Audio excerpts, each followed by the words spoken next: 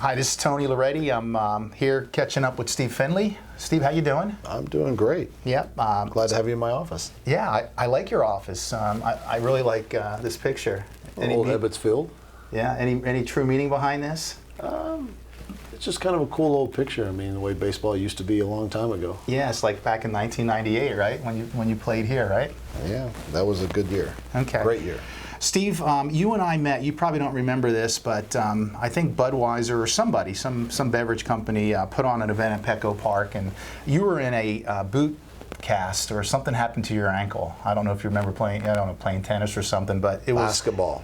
Playing basketball, and you were pitching, and there were two teams. Randy Jones, I think, pitched on one team perhaps, and then you on the other. But that's where I met you, and you were retired at the time. I don't know if you remember that day. Oh, I do remember it. I remember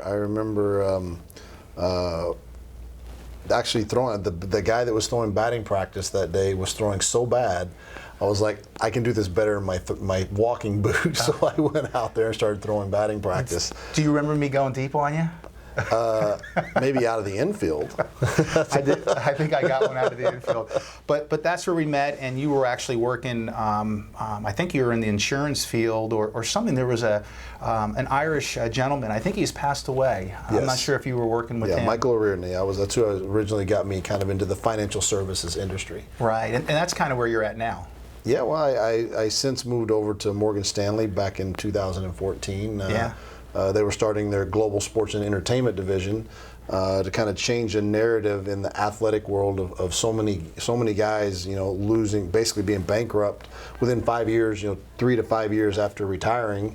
And I never saw myself really being in the financial industry to begin with, but I was always looking for a way to give back, and it just kind of made sense to me at that time, and I've really enjoyed my time here so far. Yeah. We'll talk more about what you're doing today, but you still live here in San Diego, right? Yeah. Once I got traded here from Houston in 1995, had to look no further to where I wanted to be. Yeah. Well, I remember you with the Padres back in 98, 97 you were here? Yep, 95, 96, 97, and 98 were my 4 years. Right, and you always played outfield? Center field. Center field, right. And of course we all remember that that last catch to seal the, I guess it was the National League West? The National League pennant. That was in Atlanta, Game 6 in Atlanta. Right. I think Trevor Hoffman was on the mound. Yeah, and so I always wanted to ask you, did you get to keep that ball? No, I ran over and gave that to John Morse. Did you? Yeah, because nice. he was the owner of the club at that time, and I held onto that ball and made sure he got it in his hands. Right. So I think you told me once, and this was pretty amazing. You've actually played for every team in the National League West. Yep. And you won at least one World Series. I won a World Series, win in '98 with the Padres, and then win again when I was with the Arizona Diamondbacks in 2001, where we beat the Yankees. Right. And so during your career, it spanned over, 12, 13, 14 years? 19 years. 19 years. Wow, and you played with some great players. Tell me a little bit about one fan. I mean, everybody loves Tony Gwynn, and we all know about him because he's a local guy. But Ken Caminetti, he was one of my favorite, and I know he's passed away, but what were your thoughts about him, playing with him? What do you remember? Well, I got a chance to play with Ken in Houston. We played together. I got traded from the Baltimore Orioles in 1990. So 91 through 94 in Houston with Ken, and that guy would give you the shirt off his back and not even ask why. I mean, he was just that kind of guy. He had his demons, as it turned out, and his addictions, but there was not a nicer human being to be around. Yeah. And as far as a third baseman, bar none, one of the best third basemen I've ever played with, if not the best. And a gamer. He wanted to be the guy out there on the field. He was a great guy in the clubhouse. It was really sad, the way his career finished and what happened to him shortly after.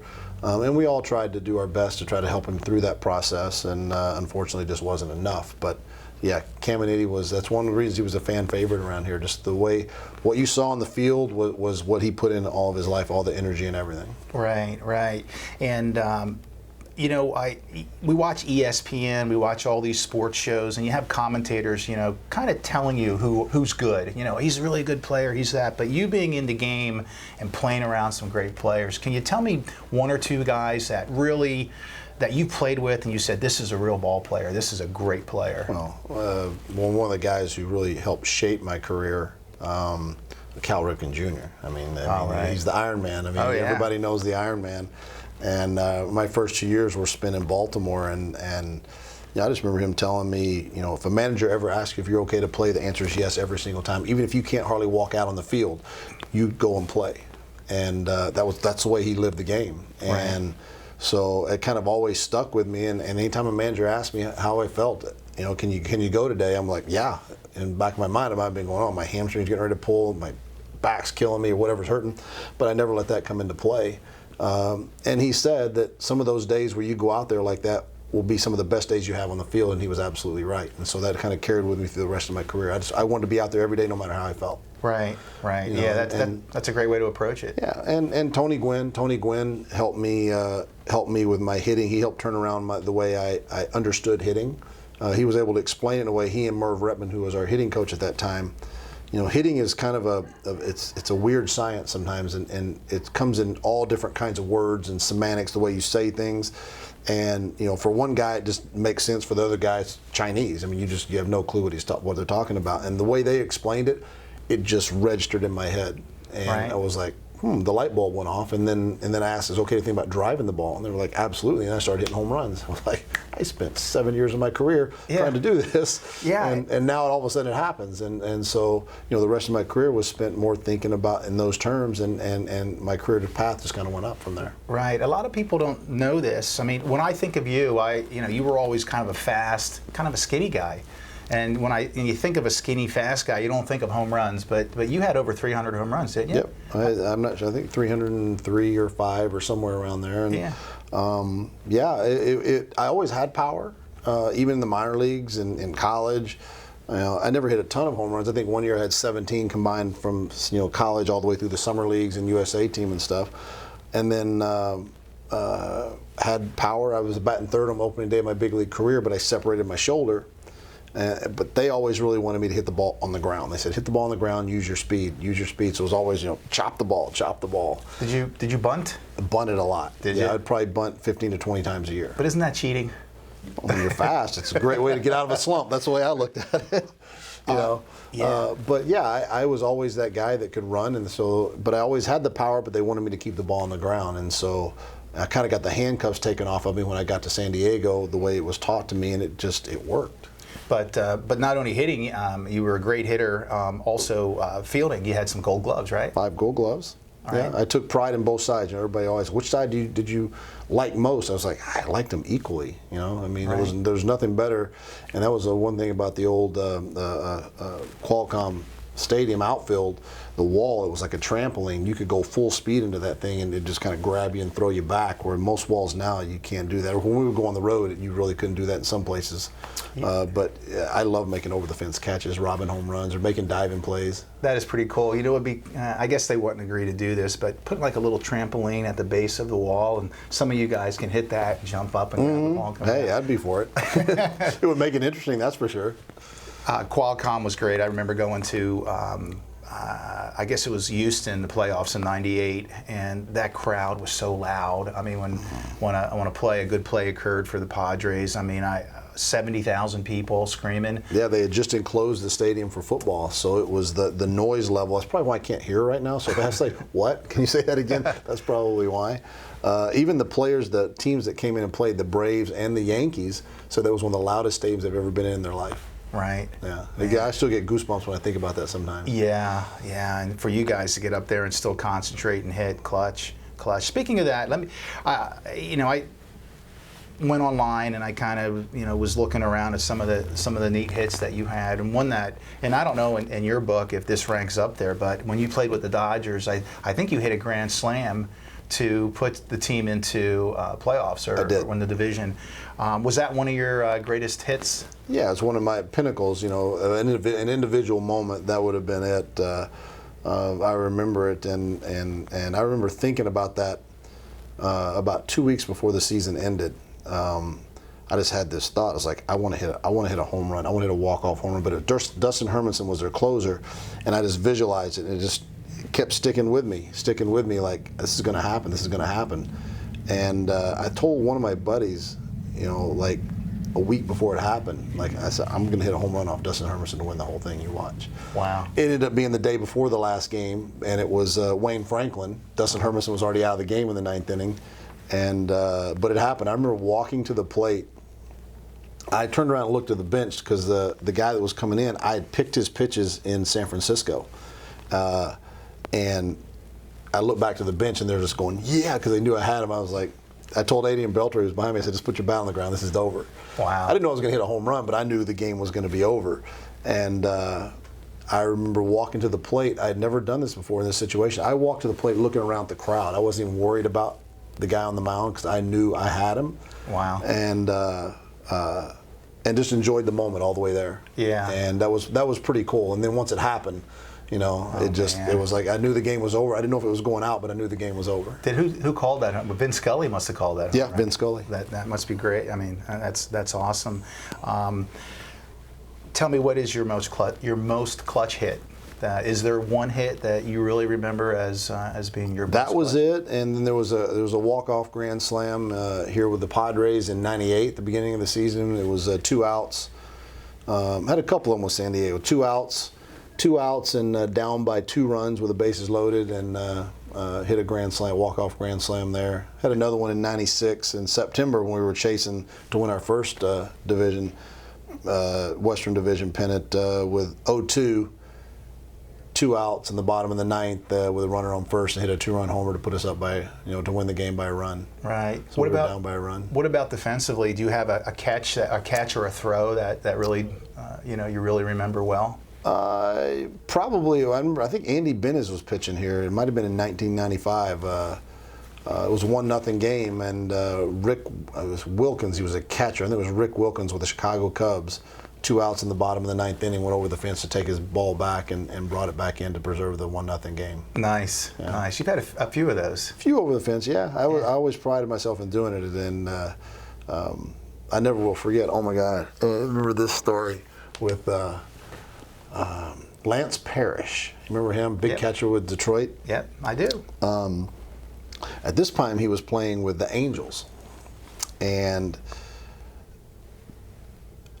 I robbed him of a home run Mike Devereaux robbed him of a home run late in the game, or middle of the game of the second game of a series. I robbed him of a go-ahead home run in the 8th inning of the next game. And then we had a wraparound series where we went back home, and then they played somebody that came to us. And the first game of the series, in the 9th inning, I robbed him of a go-ahead 3-run homer. The next day, I came to the plate, and he was just like, Finley. I just kind of looked down because I was young. I was in my first 2 years in the big leagues. And he's like, I'm hitting one you can't catch today.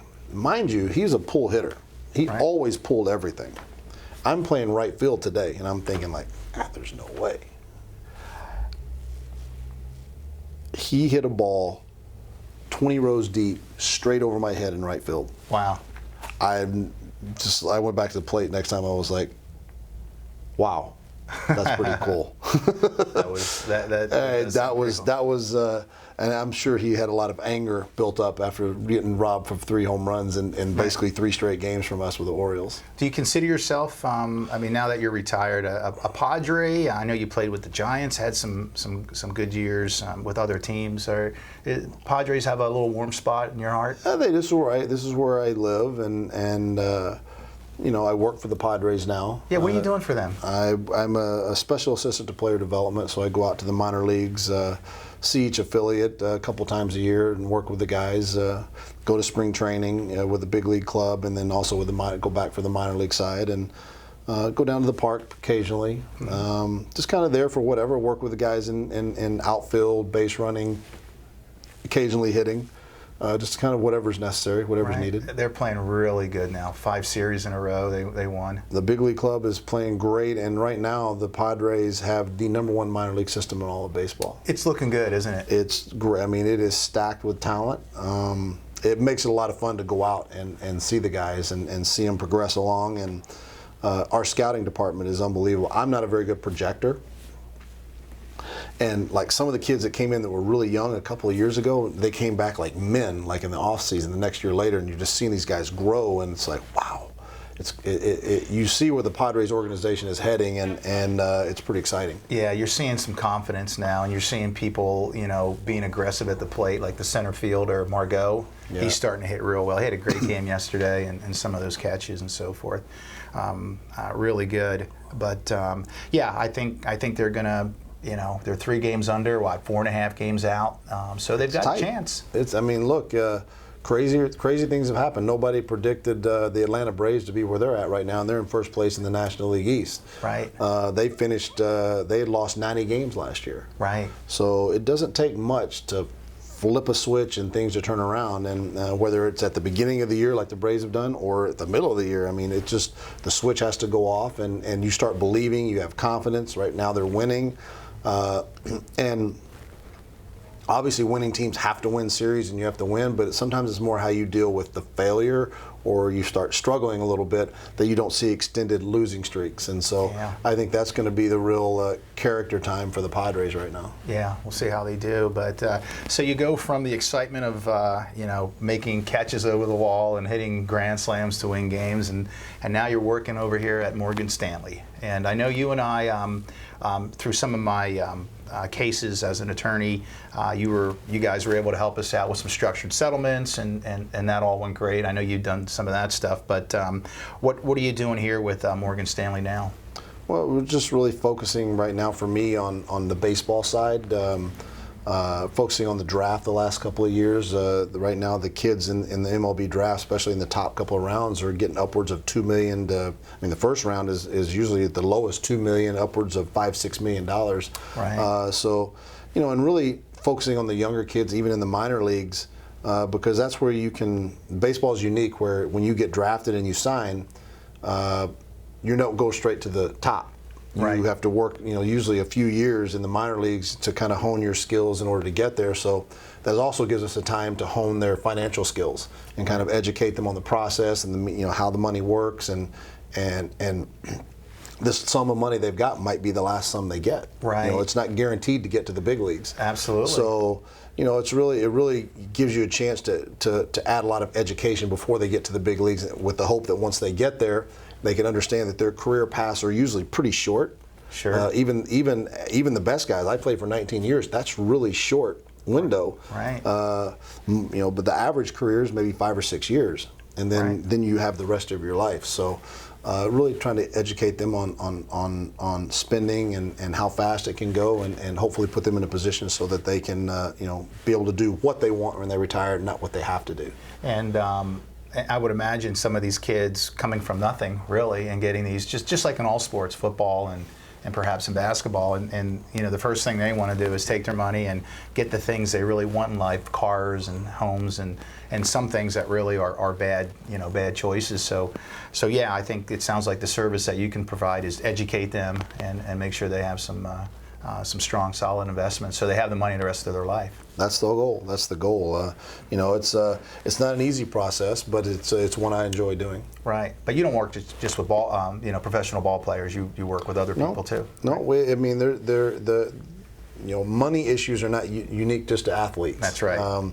It's having a sound financial plan. If you're a doctor, a lawyer such as yourself, and right.